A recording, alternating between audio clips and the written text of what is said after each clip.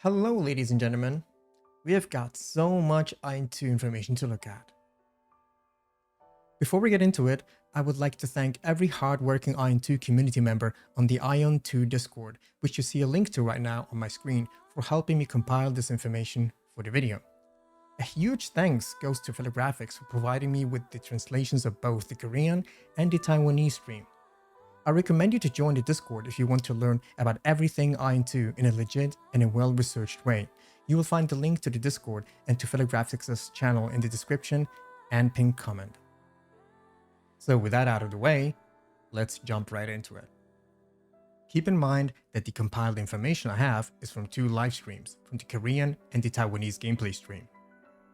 The first segment of the stream was a fast Q&A where they've answered popular questions that were sent to them after the first live stream, as they wanted to clear up some of the community's concerns and worries that came with the first showcase and the focus group test of Antisoft in Korea.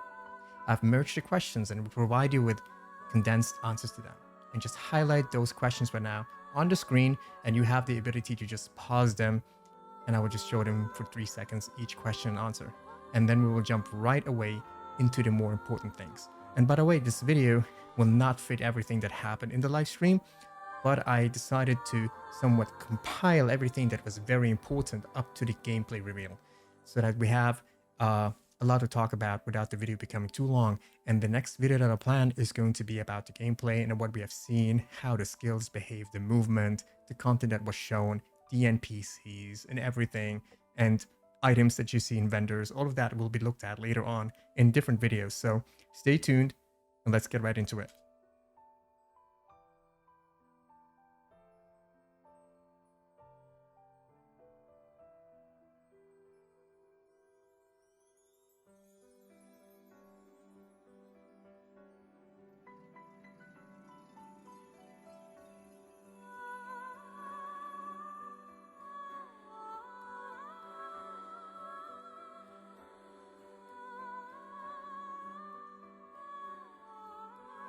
So let's move on from the most important Q&A, questions and answers, and let's start summarizing what the live stream was about. First, before you ask, no, there's no information about the business model that NC Korea has planned, but they will reveal everything about it this autumn, probably around the G-Star event this year. To summarize, the developers have stated that AION 2 offers a variety of content for many different playstyles, be it story-driven, competitive, or casual. You will find plenty of PvP and PvE content to do, from solo to group and raid content to clear with your friends or legion. Additionally, there are many games for some lighthearted fun. You can basically choose how you want to approach playing and progressing in the game, and that in a literal sense. Let's talk about the solo content first. Next to the casual and easy content, there is a nightmare difficulty dungeon. It is different than the original difficulty and is intended to challenge you. In AION 2, Nightmare Dungeons provide boss battle challenges. Each boss has 10 stages, and you progress by defeating them stage by stage. The Nightmare's Dungeons lore and theme and bosses differs between factions. Each faction has unique dungeons. They have confirmed that you can enter the Nightmare Dungeons of the enemy faction. If you can remember, in AION 1 or in Arcage, they had the exact same system where you could enter the dungeons of the enemy's continent. It's basically the same with AION 2. However, as we have seen, there is an interface to auto-queue up for dungeons. We are not given the information whether you have to explore at least once a dungeon to add it to your list, or whether all dungeons just get unlocked once you reach the level requirement. I personally hope they will at least require us to explore or clear the dungeon once to add it to the list of queuable dungeons. So, the Nightmare Dungeons are mechanic heavy and require good control over your character. They are designed for competitive solo players who want to test their limits and show their prowess. They have added a ranking ladder to their Nightmare Dungeons to compare your performance with others and reward you with achievements. Ordinarily, in order to reach the final boss of a dungeon, you would have to clear the entire wave from the entrance, through mini-bosses until you reach the boss arena. But in Nightmare Dungeons, all of that is skipped, letting you focus directly on the boss. In my opinion, you could compare the system to Extreme Trials in Final Fantasy XIV, except that they are solo. So that's as much as they have shared about Nightmare Dungeons. Moving to the next one, sealed or secret dungeons. You can find sealed dungeons in the open world of AION 2. During the early and general progression towards your maximum level, players would follow a linear path while progressing their main quests.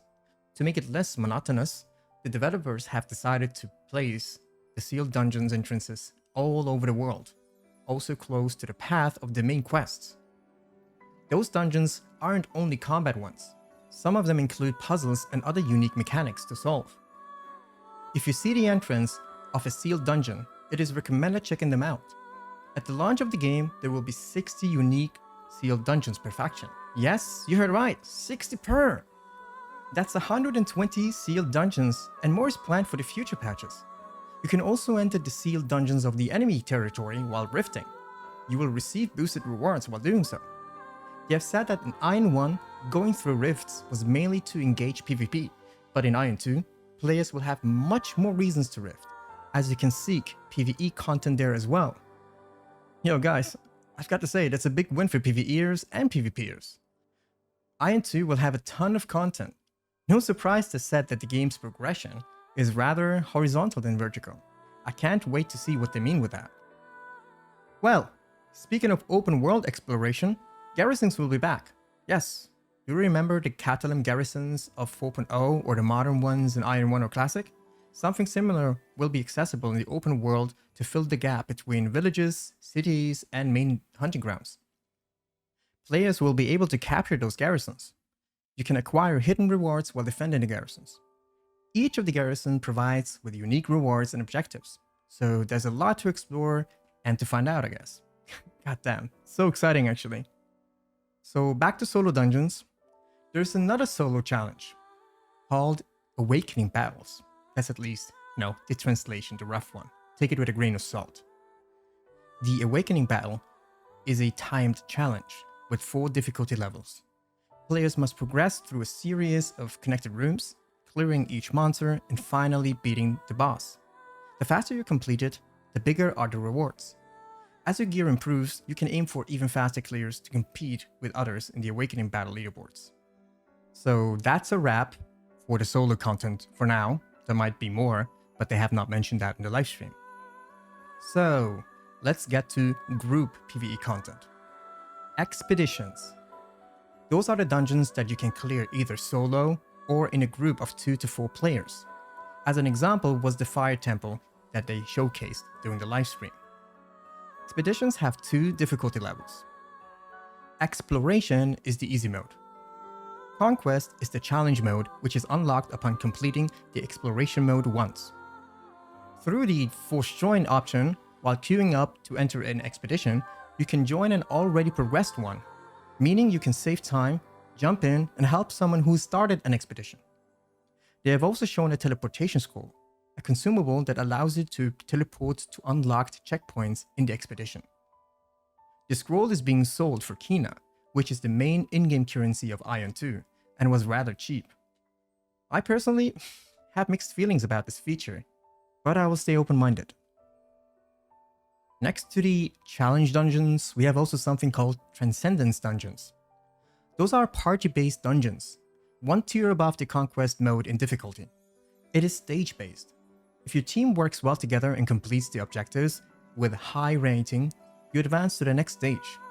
Your rating is determined by factors like clear time, number of enemies defeated, boss kills, and total party member deaths. There are seasonal rankings for this type of content. Rewards are given according to your position at the end of the season. There are 10 difficulty levels for this content. Each season will rotate and have its own rewards. Ranks are divided by 3 tiers: S, A, and B. And there is more. Conquest content or Conquest Dungeons. This is a 4-player dungeon, available after reaching the maximum level. It is limited to once per week. This mode focuses on boss battles, but with multiple layers of difficulties, as the map will contain random effects. You need to analyze and adapt to those effects to clear the dungeon successfully. Another unique element is the shared death limit for the entire party. If a total number of deaths is exceeded, you fail the conquest. Even if you revive someone, the death still counts, so keeping your team alive is very crucial. And finally, there are also 8-man raids, supposedly called Sanctum, as a work-in-progress title according to the Taiwanese stream. An 8-player raid which consists of 2 parties. Each party will have a specific role. Your strategy will change depending on the progress of the other party, so communication in this mode is key. While gear does matter, the developers want the players to feel they're growing through practice and mastery, not just through hitting high gear scores. Alright, let's just move on to the PvP content. Yes, the game will indeed feature plenty of PvP content. As already mentioned, open world rifting, as well as the garrison feature, already provides a ton of PvP content, but there's more. For those who haven't played the original AION, here's a quick explanation for rifting. A rift is a portal that opens a temporary gateway to the enemy faction's territory. Those rifts appear randomly all across the map, and by entering one, you can teleport directly into enemy territory. In AION 2, there is a currency called Abyss Points. You can earn Abyss Points through PvP activities. Rifting will be a popular method for Abyss Points farming. In the original AION, you could stay in the enemy's territory indefinitely. In AION 2, however, that will not be the case. Currently, the developers have planned a time limit for how long a player can remain in the enemy's territory before getting sent back to their homeworld. Well, I mean, I expected some type of time limitation because rifting is like cross-server in a way, so it will be fine, guys. All the veterans, relax. There's going to be so much PvP content that time-limited rifting will not matter. Maybe there's a limit of 1 or 2 hours in an enemy territory or something like that. I don't think it's going to be punishing. Anyway, let's move to the next topic. PvP arenas.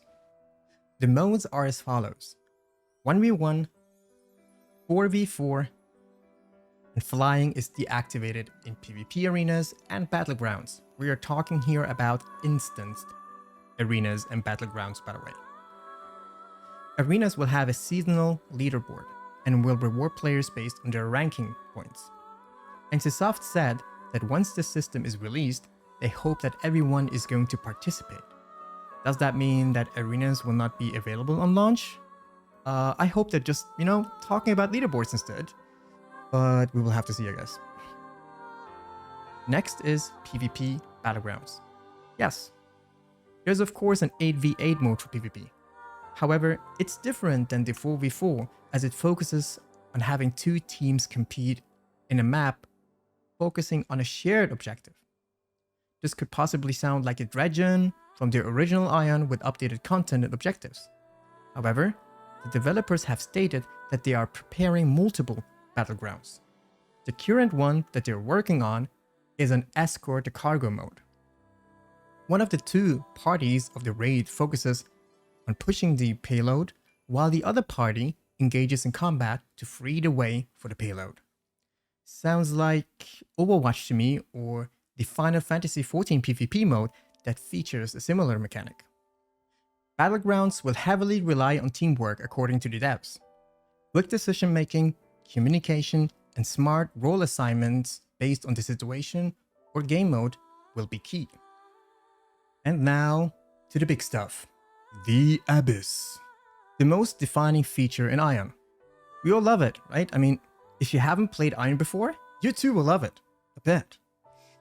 The Abyss is a vast area acting as an open world battleground where you can fight both in air or on the ground. There are no flight restrictions there aside from your flight time. In AION 2, the Abyss will be even larger than the original Abyss in AION 1, and more 3-dimensional than before. Hunting monsters or players in the Abyss will earn you Abyss points. There is an Abyss points leaderboard as well. You can earn high ranks such as Guardian General, and you will be able to exchange your Abyss points for special items or consumables. The Abyss will also feature massive faction versus faction battles. More about that will be revealed in the future. Just like in the original AION, dying in the Abyss will penalize you with Abyss point loss.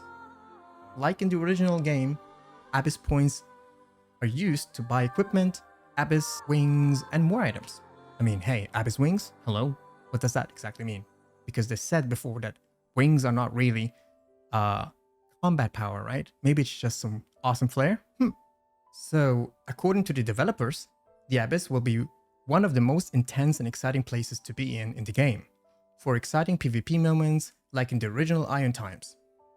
The Abyss access will have no time limit. It's open, my friends. Open season. Alright. I think that's a wrap for now though, because there's so much to talk about and I don't want to make this video an hour, so I'll be analyzing and translating the user interface, by the way, of the gameplay as much as I can to give you a good summary and also an honest take of what we have seen during the gameplay sequence of the stream. But that is going to happen in another video. So, yeah, thank you. Make sure you smash the like button if you liked the video and subscribe for more content. And if you would like to see me play AION 2 live in Korea in November, I mean on the Korean servers that is, then feel free to follow me as well on Twitch, as I will be creating AION 2 content actively from now on, after the release of course, Anyway, cheers brothers and sisters, and until next time.